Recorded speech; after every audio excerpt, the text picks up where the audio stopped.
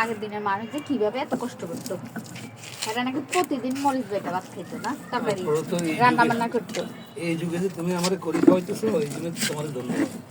আরে পাগল, হাত জলে দেখা, নাইলে তো আমি জানো না কাঁচামরিচ কাটলেও আমার হাত জলে, নাইলে তো আমি তোমার প্রতিদিনই করে খাওয়াইতাম। বাটা মরিচ দিয়ে তরকারি রান্না করা সেই।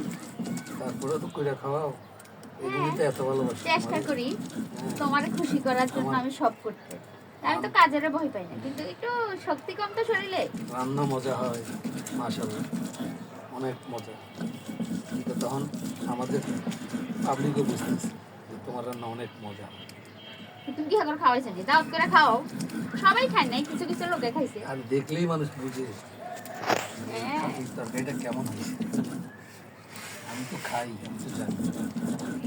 তবে একটা জিনিস সত্য, যে এসব কাজ করলে সুস্থ থাকে মানুষ, ব্যায়ামটা হয়। দেখো আদর মরিচটা, সুন্দর এই যে হয়েছে, দেখছো, মাশাআল্লাহ। এই মরিচ দিয়ে এমনি তো চটচটি, যে কোনো এমনি জিনিস। ভাত খাওয়া যায় জানো। হ্যাঁ, অনেকে খায় তো। এই যে আবার ধরো পেয়ারা টেয়ারা এগুলো বানানো, পান্তা ভাত। আমাদের কিন্তু, আমরা কিন্তু সবসময় আগে খাইতাম বিয়ের আগে। এই রসুন মরিচ বা দিয়ে এখনো পান্তা তো ভাত দেখো না, খাওয়া আমি যায়। মরিচ দিয়া, বাটা মরিচ, তারপর ওই যে শুকনা মরিচ দিয়ে টালছি, এই যে টালা মরিচটা দিয়ে পেয়ারা, তারপর আমরা সব বানিয়ে খাই। আমার কাছে মজা লাগে।